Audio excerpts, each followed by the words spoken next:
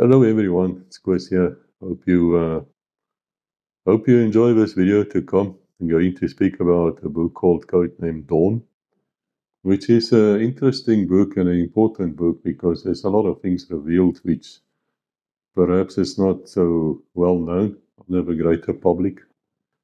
But anyway, let's first look at what actually happens in the book when set up a scenario for you. Basically, what's going on here is there's a lord, a drug lord, warlord type of thing in the Congo, and he's smuggling diamonds. These blood diamond type of thing, probably other things as well. And he flies them out of old Soviet Mi-8 helicopter. And all of this place takes place at just north of Zambia, where Dag Hammarskjöld, where his aircraft went down, the UN Secretary General in 1960, which we are also going to talk about. And Angelique wants to intercept this helicopter and shoot it down. Now, there's many ways you can do that. I suppose one of the most common ways is just plant a bomb on the thing. Or you can intercept it with SAMs, surface-to-air missiles, if you have, and if you know where it's going to fly. Or you can sabotage it, I suppose, when it lands, because it has to operate from somewhere. Or you can get hold of a pilot, there's many ways, but she decides that she wants to shoot it down. In other words, she wants a fighter aircraft to intercept this helicopter and shoot it down. Now, this happened in history as well, it's not that uncommon. If we think of the Second World War in 1943, there was a Japanese admiral called Yamamoto or something, Yamamoto. And he was actually the man behind the attack on Pearl Harbor. Now, you'll also find in the James A. books as well as in Codenamed Dawn that Japan didn't just attack Pearl Harbor. There was an 8-point plan which Roosevelt, Franklin Delano Roosevelt, implemented in the 1950s. And he did that with a specific purpose of forcing Japan to declare war on the US. That was his plan, and it worked. And his reasons, well, you have to study history for that, but basically they had to do with, I think what they called hegemony or some word like that, where the US wants to dominate the entire world, and especially in the East. And so Japan was basically just getting too big for its boots. Then, of course, it is a warlike nation, or it used to be anyway. And so they were attacking, I think they were in the Koreas, which at that stage were one country. Then also Manchuria, of course, in China. Lots of things were happening. But for Japan, this was a matter of survival. They needed raw materials, which Japan itself doesn't have. They have a growing population, and it's same as the Nazi idea of moving to the east, to get living space, Lebensraum. Same type of ideas which they had going there. Anyway, that doesn't matter. But what is of interest here is that Roosevelt had this plan, and it worked, and he implemented a whole bunch of boycotts and sanctions, and it was the last sanction, which I believe was steel and oil, which actually made Japan say, okay, in that case, we have to attack. Now, we do speak about Pearl Harbor, the congressional hearings afterwards. We touch on it just slightly in this book, because a lot of cover-ups were taking place there. I mean, it is just amazing the coincidences there. You have to think that this was perhaps more planned than what people think. It is just by luck, of course, that the aircraft carriers were not in the harbor when in the naval base when they struck. And it was just by luck, of course, that the radar people who actually picked up the incoming Japanese attack was ignored. People thought it was a bunch of, I think, B-17 bombers coming from the US to reinforce them, so they ignored that. It was on a Sunday morning, so most of the sailors were either still, in party mood, were not themselves or preparing to go to church. These attacks do take place deliberately like that in our own wars, and especially the Rhodesians. They would wait until these people meet for parade, or they would be standing in queues for food, which of course they knew exactly when, because they had spies and special forces observing. And then the bombing raids would come in. It's all designed to kill, it's designed to kill as many people as possible. But anyway, the story is not about Pearl Harbor, but there is, the 1943 raid where this Admiral Yamamoto actually got killed because he was flying somewhere. The US actually broke the codes, so they could read the codes, so they knew he was going to visit a certain place at a certain time, and therefore they dispatched the P-38 twin-engine fighters of the US Army Air Force to go and intercept this guy. The long-range fighters, very good ones. And that's exactly what happened. They broke through the fighter screen and they shot down the transports, and Yamamoto was killed. There were a lot of controversy after that because some of them claimed to be the ones who actually shot him. The Japanese countered to say that he died in the air crash, but no, by all means he actually was shot while he was still on the aircraft. It became really a bit of a PR nightmare for the pilots involved because some of them were claiming a bit of fame, which they really ought not to have done. But they're all dead now, and it's perhaps human, perhaps human to do that because they really hated this guy. This is also another trait of the US and NATO. Whenever they dislike somebody, you take someone like Saddam Hussein or Mr. Putin or the Ayatollahs, whoever they want killed. The press, the mainstream media would build this guy up as being a child rapist and drug addict and, just the most horrible person you can imagine. And then they get these people to, who are whatever, USA, all that crap. It's scary to see that actually, because it's mass indoctrination and the type of hypnosis actually. If you read Codename, what's that book called now? I'll have to put the name in here because I can't remember. Halloween 38, which we'll talk about in the future. We talk about PsyOps. And we go very deep into PsyOps to see, did it work? Is it worth it? Should you try it? Should you not try it? Blah, blah, blah, all those things. And when we deal with the book in the video, I will explain more about PsyOps. But basically, the entire US mainstream media is always for war. They are never against war. It's also in the GMJ books. It's shocking to see. It's very seldom that you actually see people say, whoa, is this in the interest of us, or why are we doing this? And where does it end? What happened further? What happens?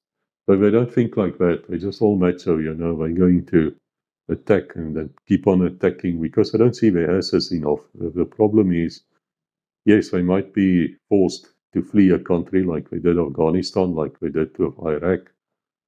And they might lose battles like they did here with the Yemenis, with the Houthis, where they had to withdraw their carriers twice and declare victory, which they ain't, because Houthis are still shooting at Israel. Yes, still shooting at them, and some of their missiles actually got through, and many more will get through. And people will say, no, that is Iranian. It doesn't matter what it is. The fact is, it's getting through the air defense systems, and it always will get through. Do you remember the saying in the 1950s? The bomber will always get through. Yes. If you start such a thing, you must understand that in war today, and always actually, it's all about killing. But the US has been very lucky. They've not been bombed really on their own shores until or since, the the war between the states, the Civil War, which is the war which cost them the most lives lost.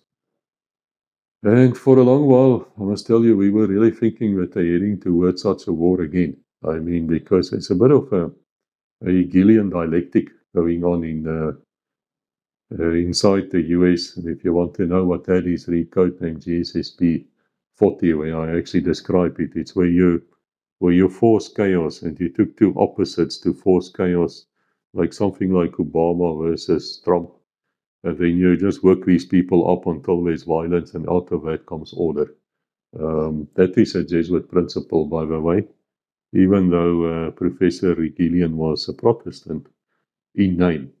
There's a lot of people who actually think he was also a secret Jesuit. A lot of indications that he was, and it's an evil system, Hegelian dialectic. But guys, it's important that you actually understand the Hegelian dialectic, that you can recognize it when it's played on you, because it is being played all the time, and then you see the pendulum swinging. Like in the US now, you have for a long time, you had this ultra-liberalism and wokeism, and ridiculous. I mean, a guy arrives at your hotel, he looks like me, and he says he's Miss So-and-so. And then you have to say, hello, Miss So-and-so, instead of, hey, Ayers, what's wrong with you? That type of thing. And of course, there was a reaction against this, a violent reaction, not necessarily physical, but people were very worked up about it. And so they're going to bring the church back. And the moment they bring the church back into the country, you start mixing church and state. And then it has to do with the first 4 commandments. I explained this in other books as well. It's got really nothing to do with Codename Dawn, but since I'm talking to you, and I don't know if you've seen the other videos, it's very important. Look at Oath of Evil, where we describe that, as well as GSSP 40, where we explain the Hegelian dialectic, how it works in a practical format. So this Christianity, which we're trying to implement in the US, you will see, will be based on the first 4 commandments. I will tell you when to go to church, which is wrong. It doesn't matter. I mean, at the end of the day, it's your choice. God is not interested in people who's forced to go to church. Whether it's on a Sabbath day, like me, was a Sabbath day keeper, because I'm a Seventh-day Adventist. The biggest Protestant church in the world, by the way, 22 million of us. And the ones in the US lives 11 years longer than any other person there. Why? Because they're vegans and they're very healthy living. They don't want to be in cities. They want to be on small holdings. They want their own food. They do believe very much about this buy and sell thing which is going to come, which actually happened in the Middle Ages as well. I mean, everything is going back to the Middle Ages in how it will work with a feudal fascism type of system. But you have to read that book, Oath of Evil, to understand exactly what I'm telling you, and you can see it playing off. So anyway, they will also tell you which God, when, how, all that type of thing. And then it comes down to works, and not through grace. Because then if you say, okay, but if I go to the Mass 3 times a day and I do good to the people around me, I'm saved, I will have eternal life. But you won't. No, you cannot be saved through works. You can only be saved through the grace of God and accepting Jesus as a way to get to God. You cannot do it through Mary, as they try to replace Jesus with Mary, which is such a horrible thing. I mean, you talk such a wonderful woman here, and then they change this entire scenario. You'll also see where they change the Bibles. They always write Jesus out and they put Mary in her place, in his place. It is very subtle, but it's sometimes they just remove entire verses. It's amazing. Once again, if you read Oath of Evil, you'll understand these things more.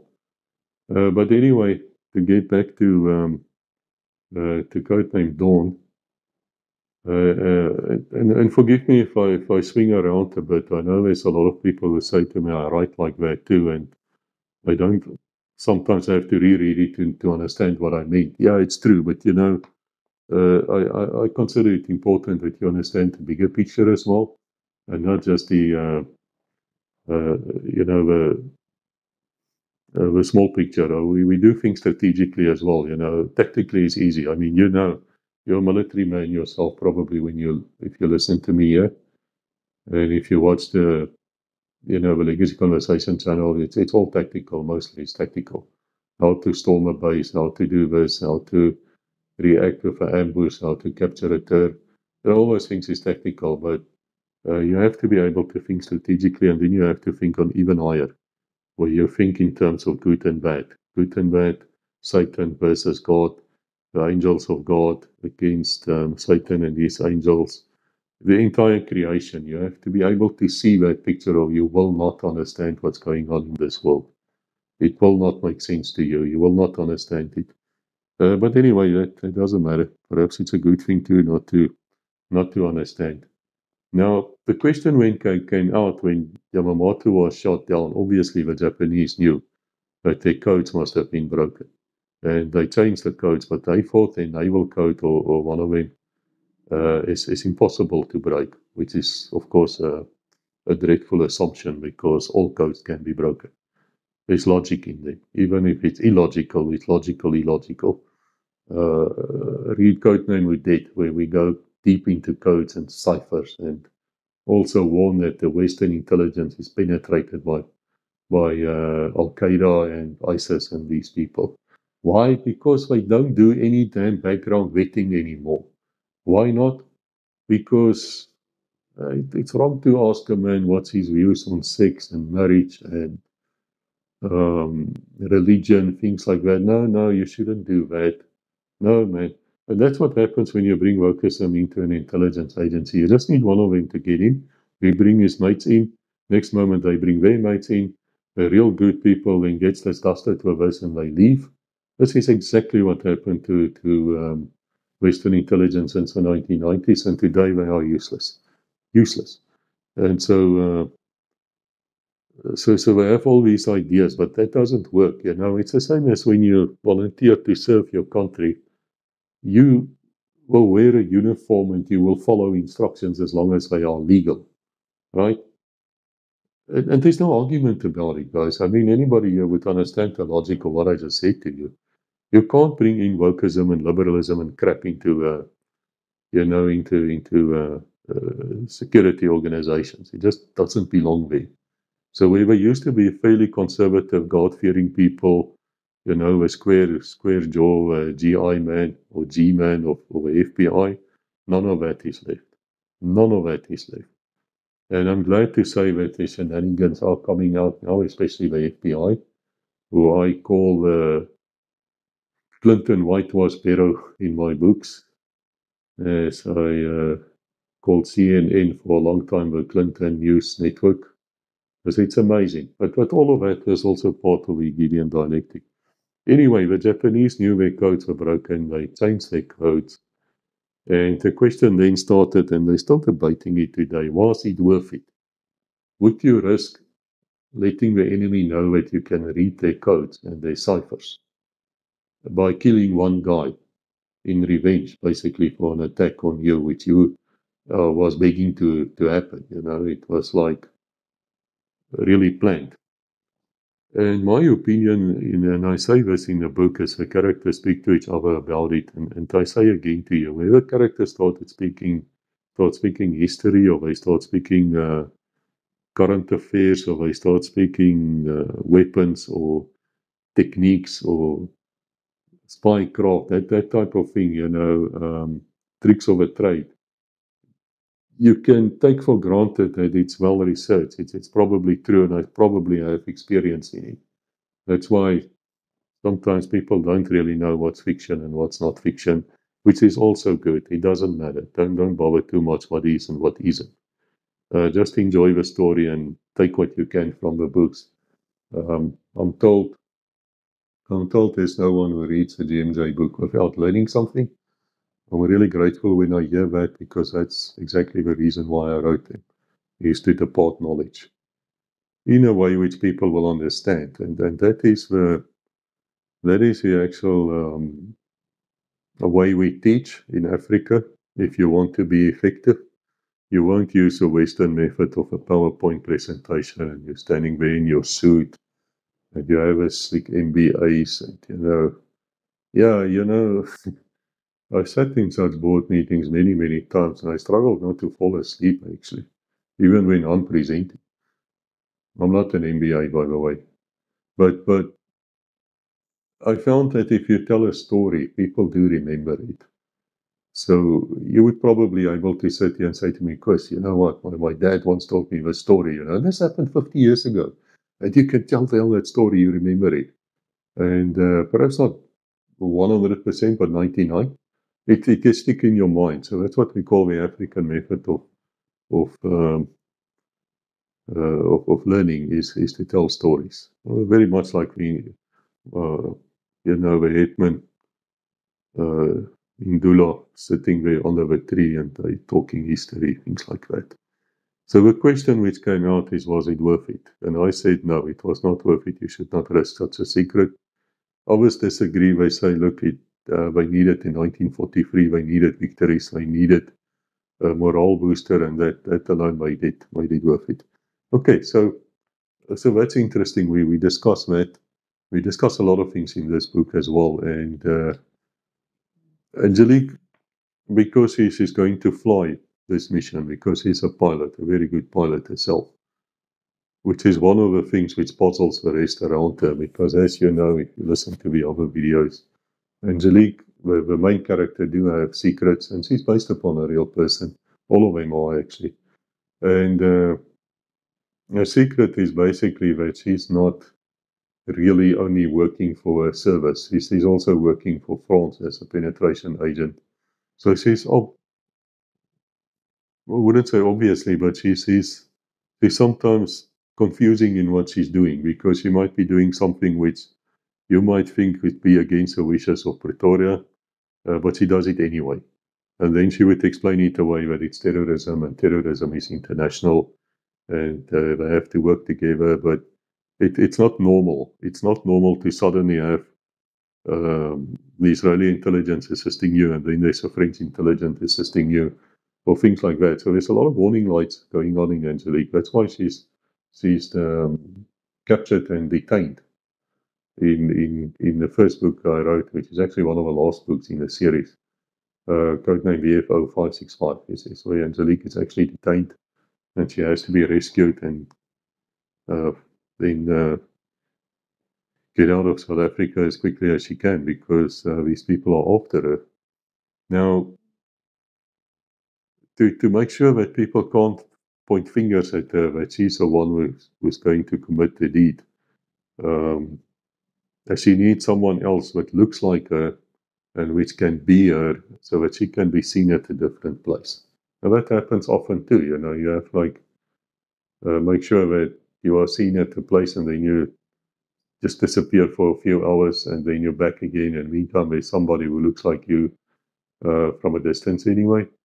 And then you've got a good alibi, and that's good. It might not stand total scrutiny, but it's enough to cause doubt, and that's all you need. That's all you need in that world. So in the story, I wanted to also introduce the reader to 44 Squadron of the South African Air Force. Now, they were the ones who flew the electronic warfare missions, and they did fantastically well. They were using Sky Masters and DC-4s. And I mentioned these aircraft actually by their number 6902 and 6901, which is called a spook or ghost. Yeah, it's a word ghost. In Afrikaans, it's spook. And they were used for electronic warfare. So one would actually be listening, and the other one would actively jam. And they did fantastically well, and I really wish they would come and speak to me on Legacy. I would love to hear their story completely. That's why on the cover of the book you see actually 6902. That's the one which used to stand at Swartkop Air Force Base. I don't think it's there anymore. I'm not too sure. I might be wrong, guys. If I'm wrong, forgive me. But I know there's a DC-4 also standing at Rand Airport with the South African Airways Museum. And we actually made a video inside. And I'm not sure if that is the original Air Force One, which they repainted and made civilian again. I have a feeling it might be. And the ones who were actually working on these aircraft said to me that the things they changed is there was a huge oil bin there in the front where the navigator used to sit because these things were using a lot of oil. Also weird about these damn aircraft is it stand very high, and if you load it a little bit strange, it will fall on its ass. It will go down like this. So there's like a little pin thing here at the back. What I'll do is I think I'll put a few videos in here from the DC-4, which we recorded at the South African Airways Museum. I think I'll put it in the back, and then you can see what it looks like. Also. But the one which is now fictionalized inside in this book, we know it doesn't exist anymore. It was destroyed or something. That one is actually now activated. So because this is in Africa, it doesn't matter if the electronic warfare systems on it is 20, 30 years old. I mean, all this aircraft need to do is to tell Angelique there's airborne radar almost where's that helicopter. And then it can direct it to go and shoot it down. That's all what it's about. Now, part of this ruse to make sure that Angelique is seen flying this aircraft is the Israelis supply a young woman, which we call Rebecca A. There's two others of them, Rebecca B and Rebecca C, and that actually were their names, ABC. But not Rebecca. When I used the name Rebecca, I just used the name Rebecca, man. But then suddenly I fell in love with a woman and she turned out to be Rebecca. But she's got nothing to do with Rebecca A, B, and C, and she's got nothing to do with the James A. Wolf. Nothing whatsoever. If you read Rebecca 65, you will see where she's discussed and she has very much similarities to SOE agent who died, Noor Inayat Khan, which is a very brave woman who died in the concentration camps. But she wasn't a good spy, this Inayat Khan, because she had a problem. She said it's wrong to lie. Then how do you jump into occupied France during World War II as a spy and you think it's wrong to lie? I mean, your entire damn existence is a lie, you've got a legend. You might be not Noor Inayat Khan anymore, you might be Mary Poppins or whoever. And you better stick to that story. But anyway, she's a wonderful woman. She's an actual heroine. I think there are statues for her in England as well as in India. And these three young women, Rebecca A, B, and C, they actually play a major role in many of the books. Rebecca A is what you call a weapon system officer. She's also a commercial pilot, speaks Arabic and German, English fluently, probably other languages, but that's what I heard them speaking of those three languages. So Rebecca A is the oldest triplet. She more serious. She's a serious one, and she, as I say, is a weapon system officer. So she knows absolutely everything about airborne electronic warfare, and she's very good at what she does. Obviously, then she has a sister, which is not in this book, but she comes in the next book. Like you think codename Vet 101, which is Rebecca B. And Rebecca B has this fascination with the C-130. She just loves the C-130. When she graduated from the Israeli Air Force, everybody thought she would go for the fighter pilots. I mean, they even made her a helmet to fit on her head, but she just didn't want to. She wants to fly the C-130, and she loves the C-130 more than she loves human beings. And a lot of funny things comes out of Rebecca B because she's the more impulsive one. She's the one who would swing first, and all these Rebecca triplets are all Krav Maga experts. I mean, they know how to take care of themselves.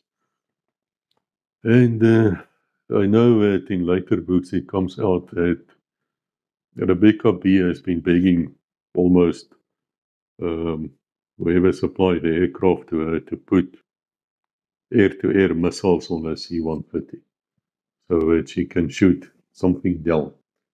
And there were very strong rumors that in later years she was flying a C-130, the J model. and that she did actually down a mick or something with it. But I don't know. I don't know, guys. I'm not that interested in what the Rebecca eyes or Rebecca triplets were doing when they were not in combined operations with Angelique, and I don't want to know, frankly. Point I'm making is if you put the four of them, Angelique and the three triplets at a distance, you will not know who's who. You'll have to be close to see Angelique's green eyes, sometimes turn blue. If she gets angry, her eyes turns like bluish. It's a frightening sight, but normally they're green and they're very friendly. And of course, the triplets have brown eyes. So anyway, the idea is then that she would be flying with DC-4. Angelique will take off.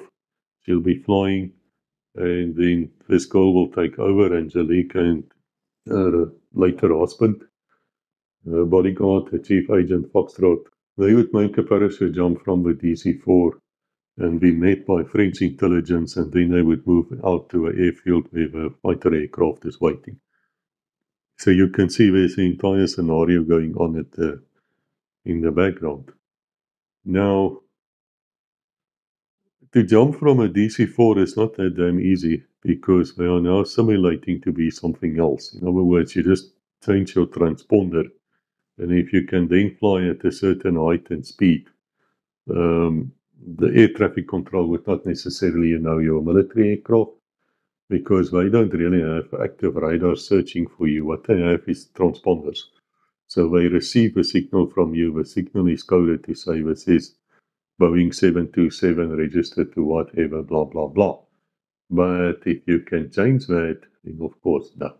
It might be something else. So that problem is to get a parachute jump out of such an aircraft. Now, with Spetsnaz, the Russian Special Forces has a technique which I've never seen anywhere else. But I describe it in this book where they actually have like a tunnel. They have like a canvas tunnel which they fix against the door, and then they roll this thing out underneath the wings, or the wings at the back of the aircraft, whatever you call them, the tail wings or whatever. And then you actually crawl into this tunnel. You crawl into it with a free fall parachute rig, and then of course at some stage the tunnel will end, and then out you go. And that is exactly what Angelique and mate Foxtrot, what they do, but Foxtrot then gets a Roman candle, which a Roman candle is a death sentence. If you can't get out of that chute and you can't cut loose quickly enough, then you're really dead. There's no way you're going to survive. It's a horror story. So he gets a Roman candle. Later they said what happened here was they miscalculated the weight in the back of a tunnel. And because Angelique is so much lighter, she's only about 125 pounds. Foxtrot's about 240 pounds of muscle, all of them, fit people. But she went out and it somersaulted her up because it was flapping a bit, and he went out and he wasn't probably not stabilized correctly or whatever. Whatever, he gets the Roman candle, he cuts loose, and Angelique was in love with him. I mean, these two are really in love with each other, but because he's the commanding officer, it's very hard for her to admit that. So the entire series is actually also a love story between the people. And so she also cuts loose and she dives down to save him. I don't want to tell what happens further. The fact is she did actually got his parachute away, pull her reserve chute, and it opened and she landed. And on the ground is which we found out later was actually her handler, a French woman, which we call Lemon Bomb, was a code name. She died with the entire team. They were wiped out. One of two teams I know which were wiped out. They were fighting till the end. But when you speak to the average people who understand English and who cannot parler français, all you hear is a 1940 white flags. I'm so fed up with it. I always say to you, it's strange that France actually lost more men in that 6 weeks of 1940. More men than the entire British army lost in the entire war. Yeah, funny, isn't it? We speak about the lack of casualties of the Brits in in Codename Caribbean, but as well as other books. But anyway, they make it, and then they make their way to a fighter aircraft. Now, just here, I have to go back to something. What we also discuss in the book, and this is really, really important, is the death of Dag Hammarskjöld. Now, Dag Hammarskjöld was a UN Secretary General. I think he was the second one. And then he was on a mission. He flew to Ndola, which is in northern Zambia, right on the border with the DRC, actually.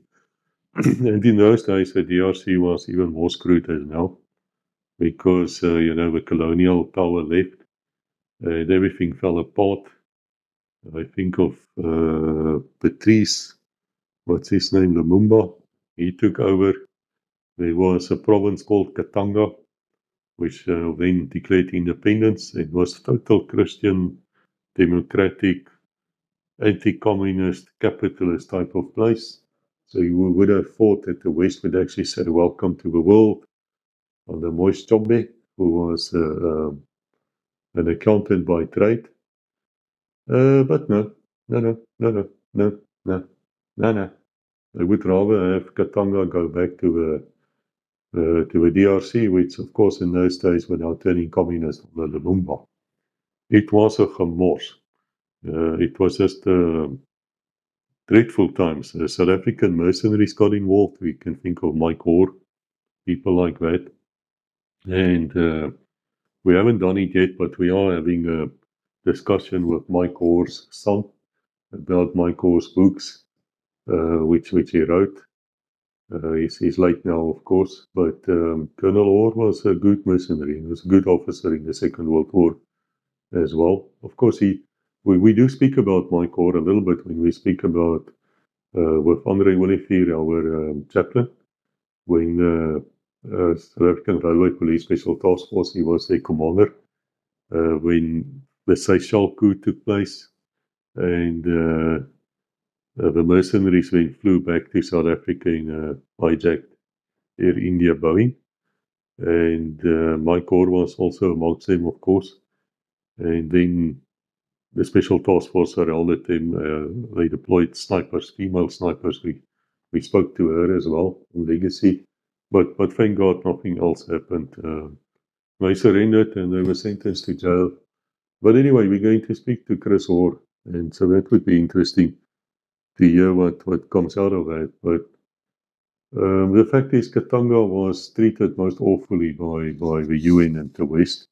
It is pathetic. If Katanga could have survived as a nation, it would have been one of the most stable, richest African nations there were.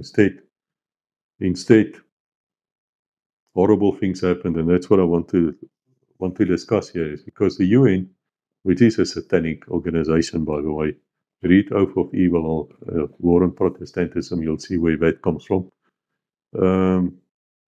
We have an Article 2 there, and basically what Article 2 says in subclause 7. And I'll read it for you, because people don't know the law, they don't understand these things.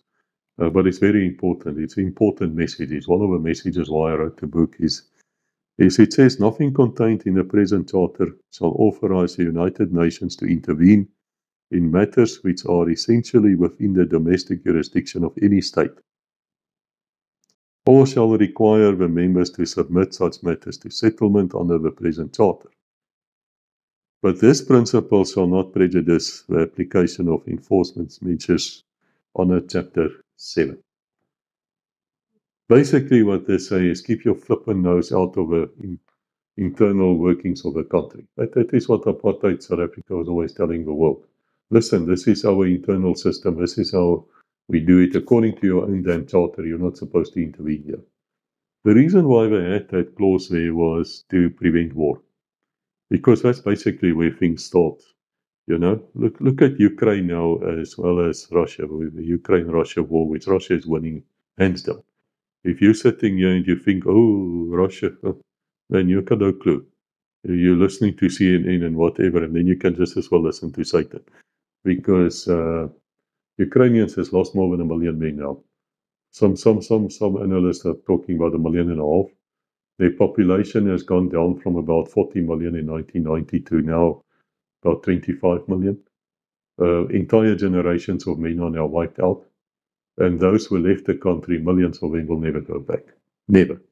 So what have you achieved here? But that's a classic example where a country like the US, the second beast of the Bible, decide they're going to intervene here. Syria is the other example. They're going to intervene in internal affairs, and then they're going to change this to something they like. And from that normally comes a civil war. And that in many ways it is a civil war between Ukraine and Russia, because it's all Slavics. And they shouldn't be killing each other, and most of them are Orthodox Christian. Yeah, it's interesting. Interesting how the Christians always get wiped out. I wonder about that too, but it's in Oath of Evil and other books where we discuss how 19 million Christians were murdered in the last 100 years. Yeah, yeah. In fact, there's one dying for his faith every 3 minutes. So if I speak for 60 minutes here, yeah, there's 20 Christians who's been murdered. Yeah. And still the people don't see the danger, they don't see what's happening. But anyway, Doc Hammarskjöld was probably one of the last, I think he would be the last Christian. Maybe he was that great a Christian, I don't know. But at least he stood up and he said he believed, and he said things like, look, I would rather believe and die and then find out there was no God than the reverse, you know. So he was a believer, there's no doubt, let's give him credit. And he firmly believes that it's not the UN's job to go and intervene in other countries. They can negotiate, they can talk to each other, they can try to get people to speak to each other, things like that. But it's not for the UN to go and make war. Right. Now, all of you of my generation and more would know that changed completely. Now you've got a UN mandate, you can go and attack Iraq. Yeah.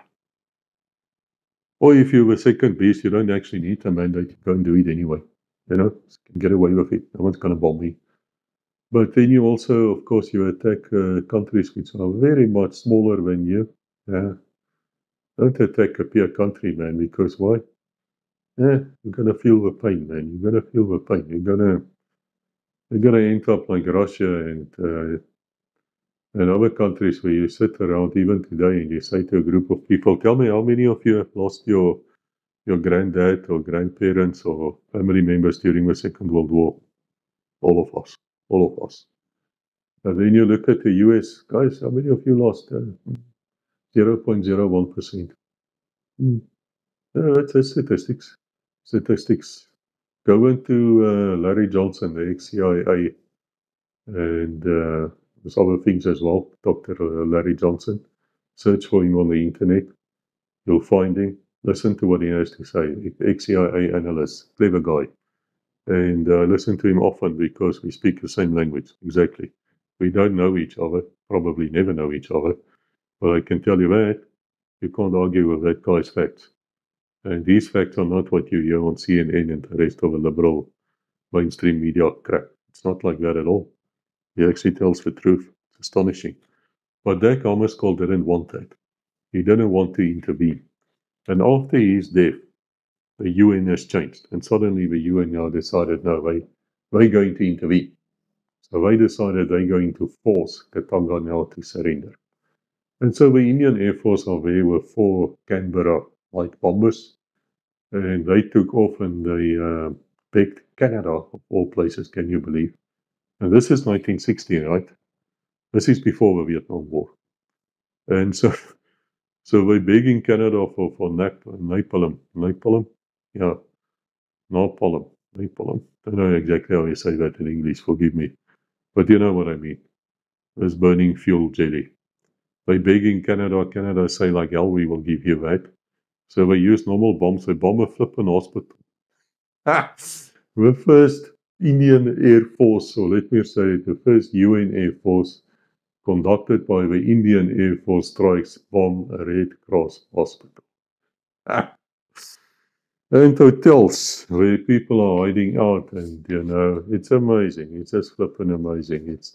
You have to laugh about it. I mean, man, and then there was an Irish contingent of soldiers who apparently really did very well there in their own eyes. It was roll our eyes. Really? Really? Irish Army? Never heard of you before, mate. But they wrote very good books and movies and things on their bravery. Uh, yeah, well, good for them. Whatever, whatever. We don't care. So, so that was the first time where the UN actually authorized violence. And since then, of course, they never stopped. And that happened after Doc Hammarskjöld died. Now, how did he die? He had a DC-6 aircraft, came into land at Ndola, and then he crashed. And since then, the conspiracy theories has gone very high to say that no, he was murdered first by the Rhodesians. But Rhodesia as an independent country didn't exist then. In fact, I think it was part of Northern Rhodesia at that stage, so they conducted the investigations. But remember, they were a colony of the British Empire of the UK. So there goes that flippant argument. Then in 1998, our friend Archbishop Desmond Tutu, who I believe is a Nobel Peace Prize winner, you know. And of course, a hero of many, many liberals and Takara is no hero of mine, I can tell you that. For many reasons, it's got nothing to do with his skin color, but of his religious views. Bishop Tito is a guy who said, and we have that on video, yeah, search for it a bit. He said that something like my friend, he was actually laughing, my friend, you don't really think that Jesus was resurrected? No, the dogs probably ate his body. You're Archbishop, you're a man of God. Huh? You believe such crap? You believe that? Yeah, I would be surprised to see Archbishop Tito in heaven. I hope I do. I really hope I do. But you make such statements on TV, really? You don't believe that Jesus was resurrected himself? You believe that that story which the Jews of those days spread around that his disciples came and they stole his body? Yeah, but why then did Jesus for the next 40 days or something was still on earth, still bearing his wounds, which he will bear to this very day? You'll see them in heaven if you get there. And why was he then around on earth as well? He was appearing to people. All of them liars. All of them. Yeah, all of them. You know, sometimes in Afrikaans we say a story is too dik for a dollar. It just doesn't make sense. It doesn't make sense that all of them would be liars. It's the same as as whenever the CIA these days or the FBI catch somebody who they don't like, then they always find child pornographic things on his laptop. Most horrific. You know, in the old days, it wouldn't have been porn like that. It would be some big bosomed blonde, you know, the all American type. I suppose, like, I can't even remember her name, the one which Trump was told that he was interested in. And then a lawyer stole all the money. Stormy Daniels, what is it? Something like that. A younger version, of course. But now it's always child pornography. Statistically, that's not possible. It's not possible that it can be like that. So I think they're planting many of these things, which is not to say they always do it. But anyway, so in 1998, during the TRC, this is now Desmond Tutu, he stated that they uncovered letters that implicated the British MI5, the American CIA, and then South African intelligence services in the crash. This is Doc Hammarskjöld's crash now. And he did not explain further except saying that they were unable to investigate the truth of the letters. But apparently, there was a bomb in the aircraft wheel bay, which was said to detonate the wheels when they came down for landing. This is a matter of record. Now, idiots, let me explain something to you.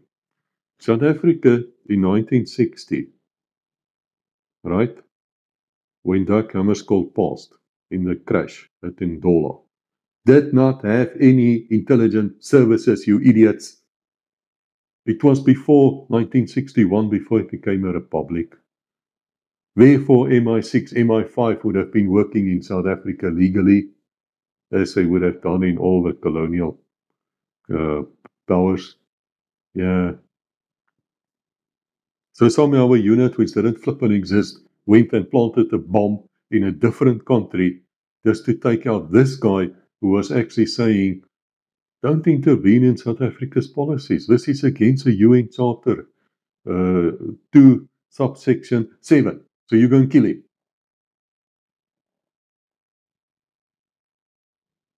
Man, you people are stupid. It's beyond belief. And yet, if you, it reads so good. I mean, wow, the bishop has said so, it must be so. No, it's the biggest bullshit I've ever heard of in my life. And then explain to me why the Rhodesians, who then did a thorough investigation, never found the damn bomb. Huh? Why is that? I can tell you what happened there. The pilots, rest in peace, sirs, they made a mistake. They landed at an airport in Africa which they didn't know that well, and they crashed. It was a sad, sad occurrence, and that's what happened. And now come the conspiracy theories. South Africa didn't kill that guy. South Africa didn't even have the damn intelligence service, I think, until the late 1960s, years later, when the Bureau of State Security came along. And from that, of course, came OBIS and then came NIS, National Intelligence Service, who I don't rate highly at all, for many reasons. But at the same time, they did good work as well, and we honor them for what they did. But I haven't seen a single one of their members which impressed me at all. And then later came a Secret Service, and then with them NIA, who is also rated by me as lower than Snake, at the bottom of the ocean. And I have many, many reasons why I say these things. I don't say these things to start a fight or a war with anybody. If you are an NIS member, be a man, come and speak to me on legacy. I will give you a fair chance to tell your story and explain to us exactly what you guys did. And then perhaps I will say to you, I understand more now. I might have been a bit harsh and I apologize. I'll do that. But the fact is, you people don't want to come because you don't have a story. That's your damn problem in life. You don't have a story. But again, I might be wrong. And of course, you'll say to me, the Secrecy Act. Secrecy Act is not going to apply after all these years. It's not. And the things you were doing were anyway internal. Most of your focus was just on the ANC and the PIC. Here and there, you were trying to steal weapons or whatever systems that you've done very well. I have to give you credit for that. You did bring in a lot of things, but you also, anyway, doesn't matter. Doesn't matter. Fact is, Dag Hammarskjöld, and we deal with this in great detail in the book, was not murdered. But it is interesting, as I say in another video, we did then afterwards, and I'm not sure the video is out yet or not, we spoke to a Major Ben Higson, wonderful fellow, old chap, and he lives in Pretoria now, and he was in the Royal Signal Corps. And he was actually stationed there in the Mediterranean, where they had listening posts, and they were not only listening to the Arabs, they were also listening into Africa. And years later, a guy came out with a story that they say that he actually heard the Katanga aircraft asking for permission to shoot down this DC-6 of Dag Hammarskjöld. Now, Katanga had a few aircraft, trainer aircraft, I think it's French, like were called Fuga or something. They were armed to a 5.0 Browning, two of them. And the range, it is impossible. It is logistically speaking not possible to done that. But I asked Major Higson, I said to him, and he later became a very big director or something in Vodacom or one of these places. Very, very good man. I really loved this episode. When it comes out, please guys, go and look at it. And he said, well, it's technically possible. It's totally possible that they could sit in the Mediterranean on their island. I think it's Cyprus, and listen in what happens in those days, what happens in the Congo. But I don't think there's any truth in that, and I think it's not.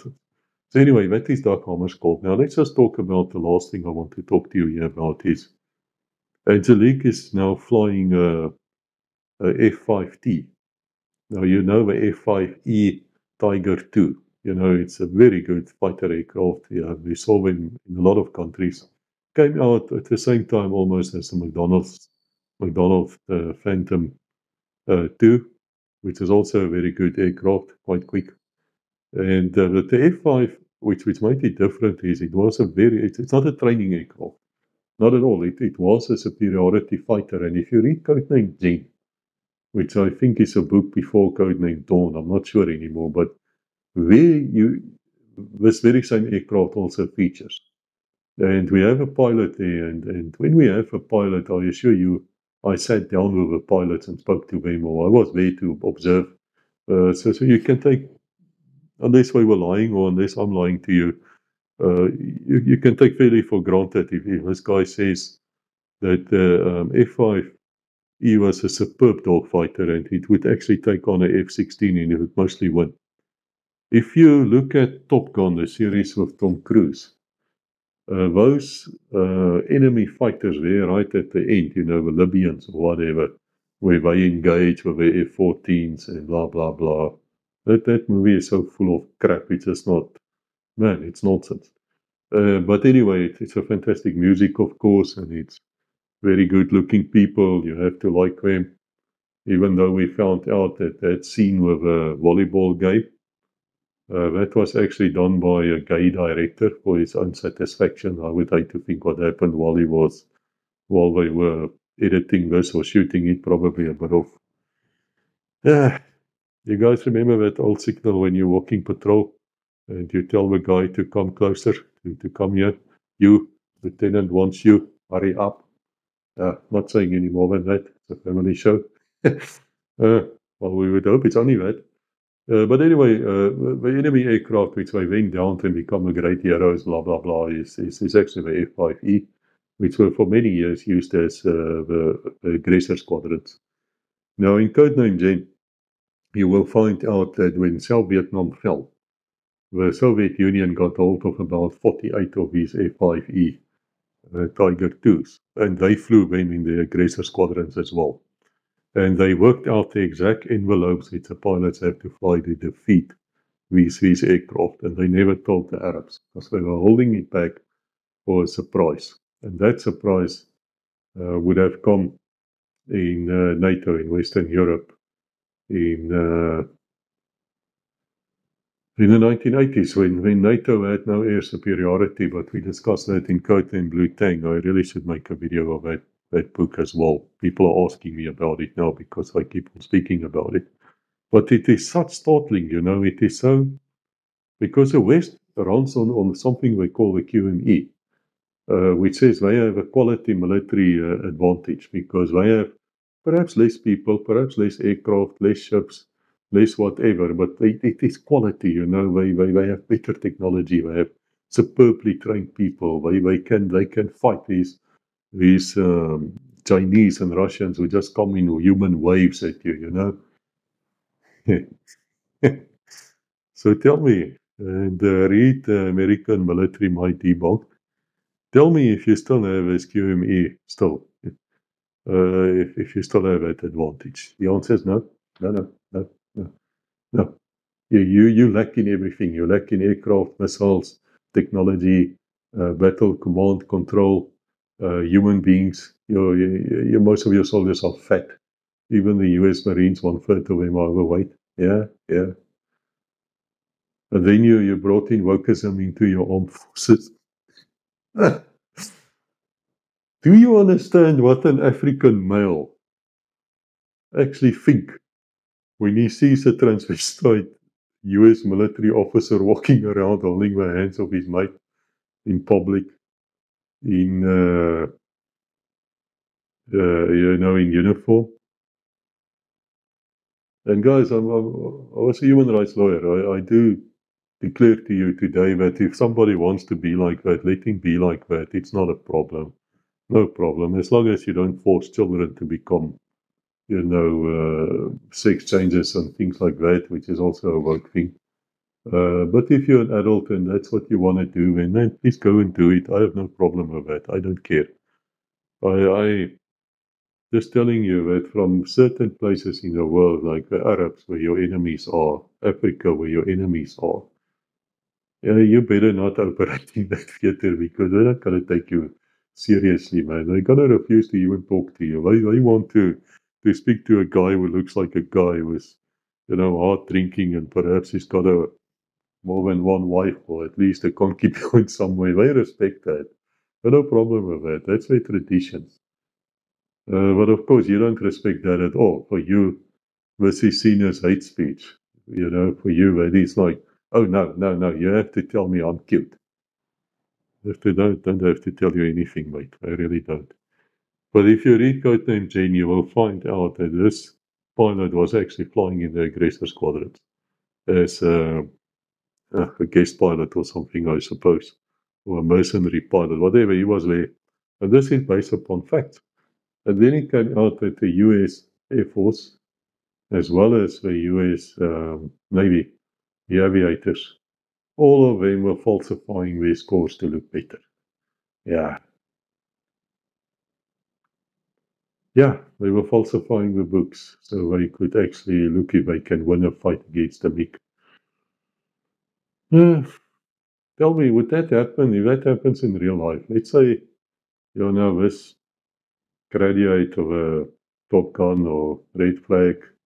Yeah, and now you're going to take on a real MiG there across the plains of Europe, and you falsify your scores, and now it's for real. Think you're going to win? Nah, you're bullshitting yourself. All you do. What should you have done? Quite easy. Guys, we've got a problem. We have to sort something out. Perhaps our aircraft should be more powerful, not as flippin' big as they are. Perhaps not worry about sweeping crap because it doesn't work. Perhaps we should go for a smaller fighter like F-16 or F-18.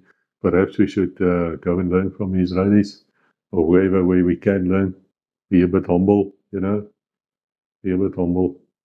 And then just train yourself to survive because you're going to die. You're going to get shot down. And then another thing which came out in Codename Blue Tang, it's so funny. Then we had to find out that the Western ejection seats, well, fighter aircraft are actually quite shite. People get injured. If they don't die, they're not good, not at all. And now guess what? Guess who has the best ejection seats? Yeah, the Russian Air Force. Yeah. And then, of course, the wisecrack people say to me, yeah, of course, I needed to, because we graduates of Top Gun. Red Flag, I'm going to shoot them down. No, you won't. No, you won't. Nah. Read Codename Blue Tang. Find out you had never had air superiority. You don't have missiles. And you make the same bloody mistakes all over and over and over again. You don't put in a cannon in your aircraft. Your F-35 didn't even have a cannon. You had to redesign it. Then we had to find out you can't line the damn thing up with your gun sight. So now it's shooting that way while you want to shoot that way. Oh, shame. Then we have to find out that thing can't even fly when there's thunderstorms because it might be struck by lightning and then explodes.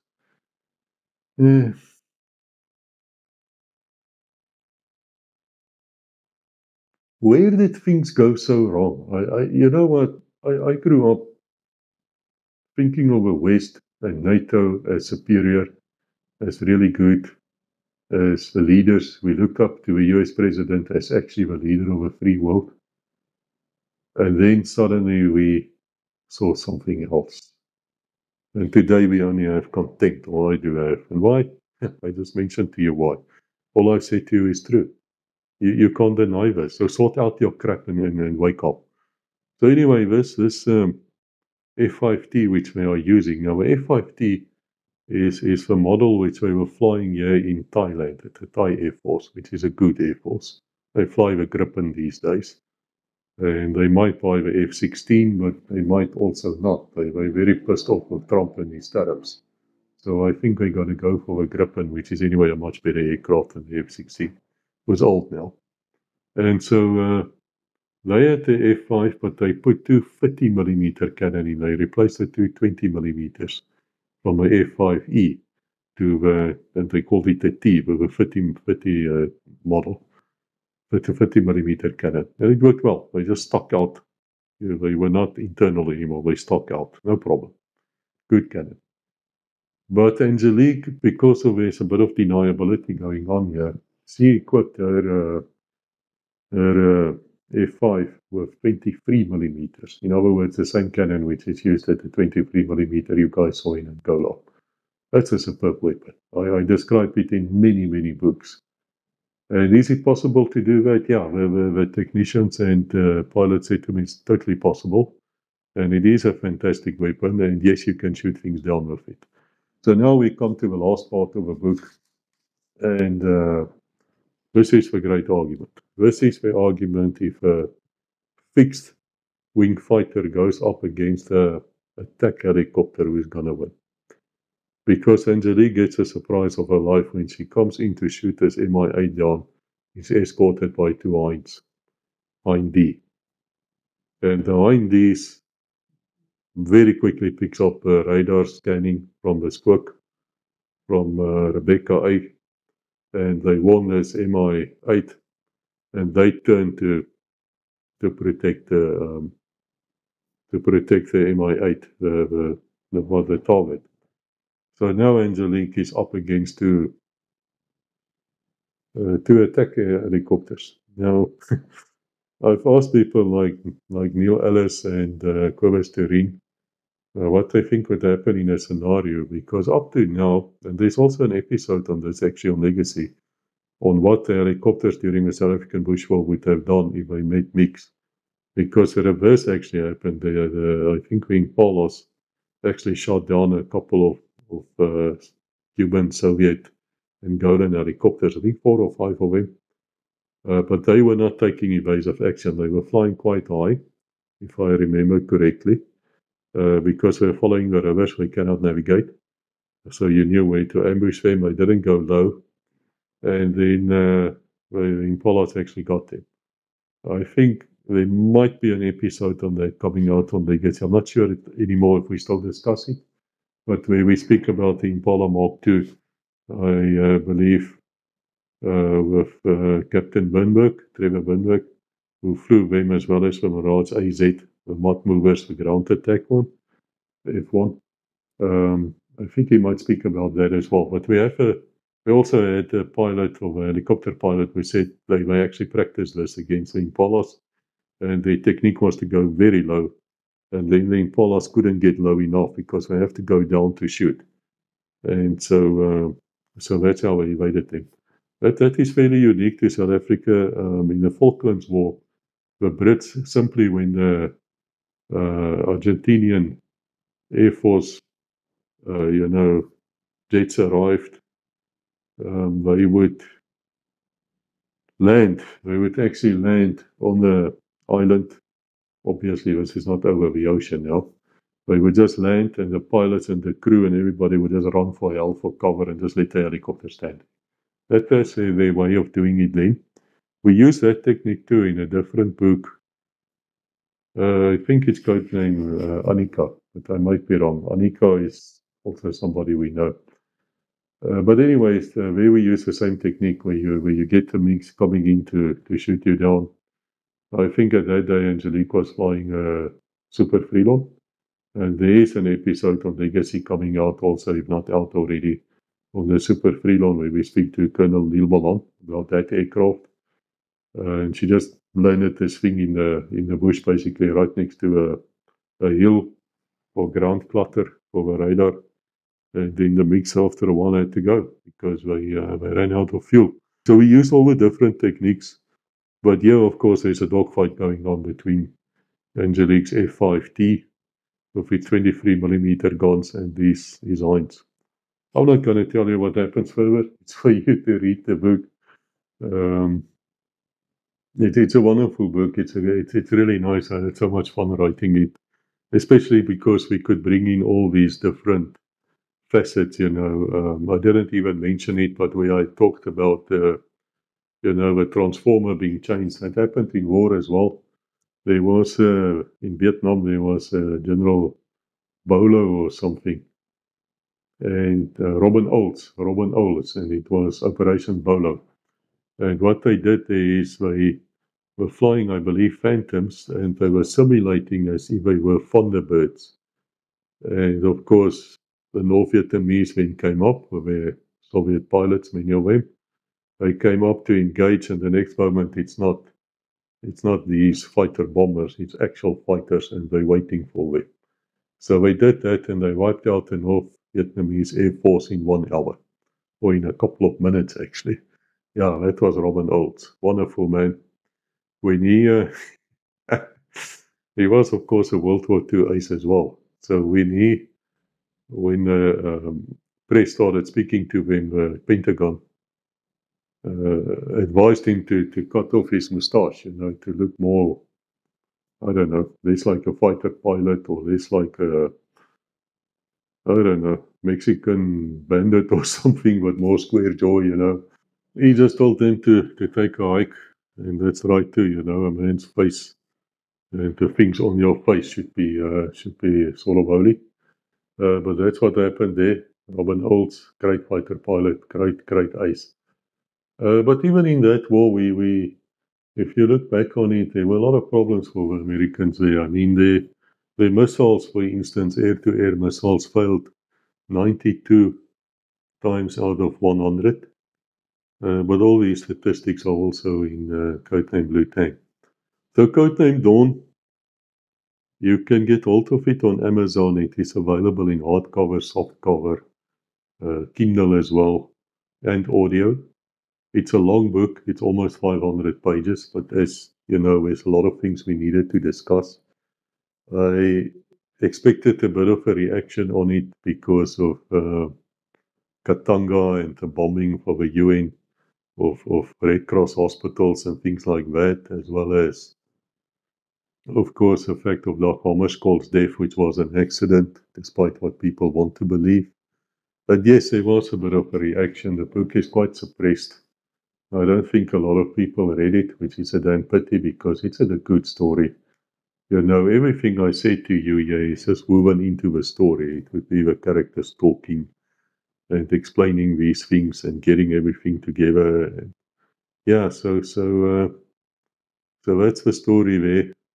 I hope you enjoy the book, and I'll put the video which I promised you here at the back. I'll just put it here after I say goodbye to you. So God bless. Hope to see you again.